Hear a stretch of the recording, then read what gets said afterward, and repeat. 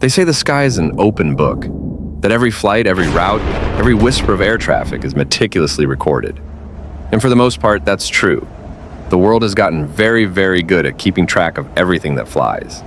But on a cold day in 1987, all those records went quiet, and the world was left with a chilling new chapter, a blank page titled Flight 427. It was a routine trip, a simple commute from Dallas to Phoenix, just 137 passengers, 6 crew members, and one single quiet ghost of a plane.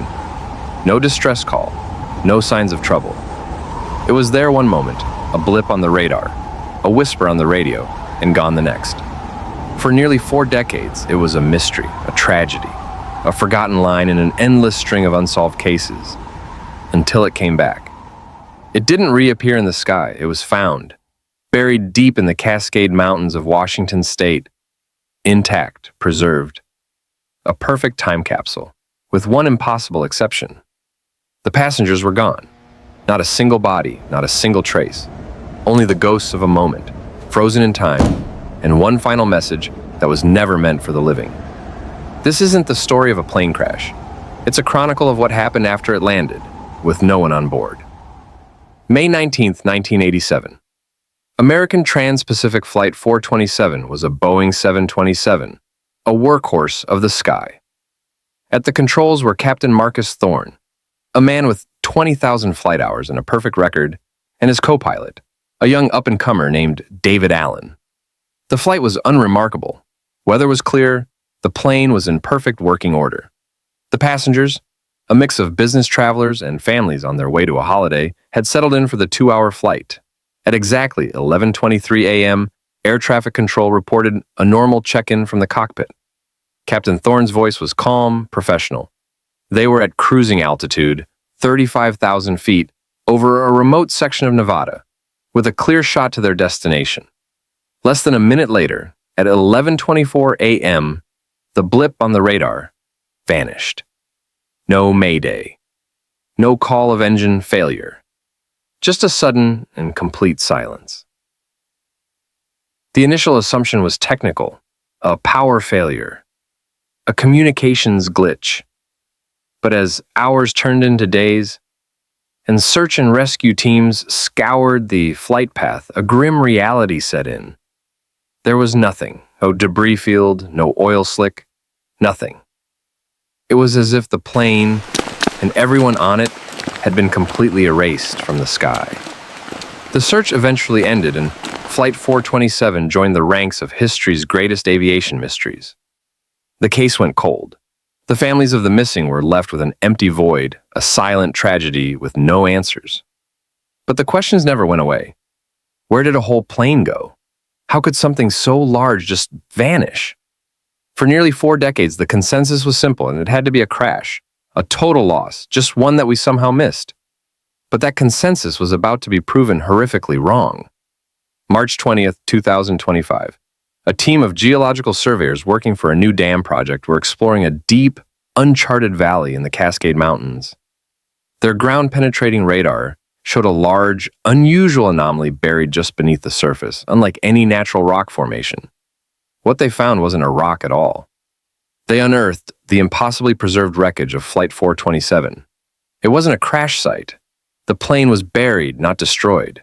It lay there, perfectly intact as if it had been lowered into the earth. It was a time capsule, a ghost from a past we had forgotten. The seats were still upright. Carry-on bags were tucked away in the overhead compartments. On one seat, a magazine was open to an article about the upcoming 1988 Summer Olympics. On a tray table, a half-eaten sandwich and a cup of coffee sat. The contents long since turned to dust. It was as if time had just stopped, but something was very wrong. There were no bodies, not a single trace of the 143 souls who had been on that flight. No skeletons, no personal effects, nothing. The plane was a perfect and terrifying monument to an absence. The authorities were called, and a full-scale forensic investigation began. This was no longer a cold case. It was an active crime scene, a historical puzzle with no missing pieces, except for the people.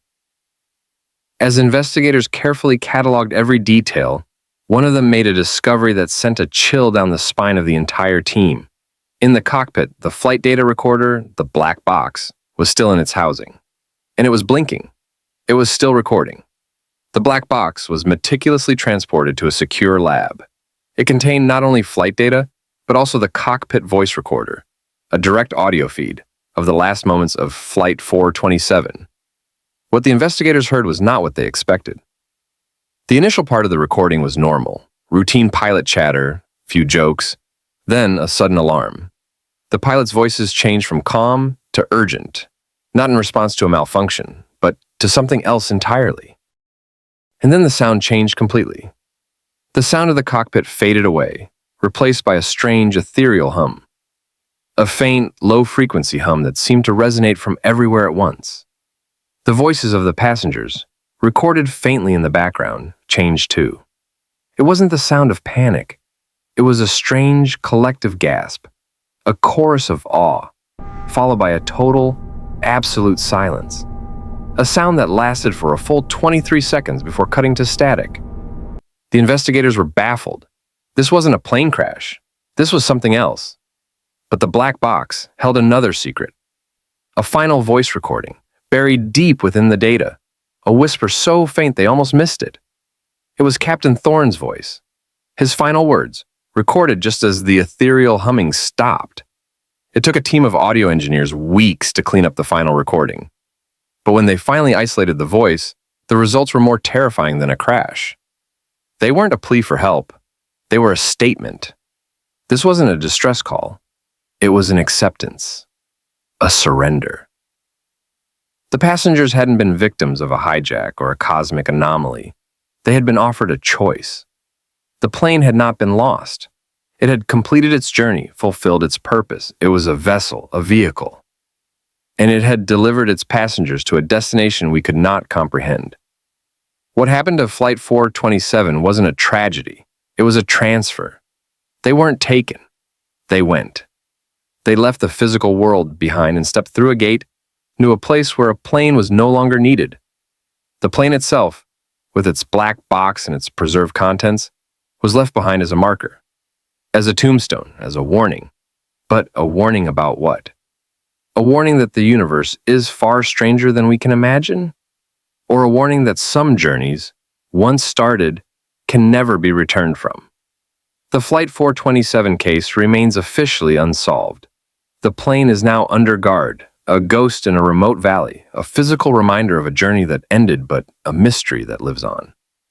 Flight 427 was a chronicle of something forgotten, a story that the world was not ready to hear. But what about the other journeys we've been told about? The other disappearances? Were they truly lost, or did they, like Flight 427, simply choose to go home? Tell us in the comments. If you were on that plane, what would you have done? Would you have stayed, or would you have walked through the gate?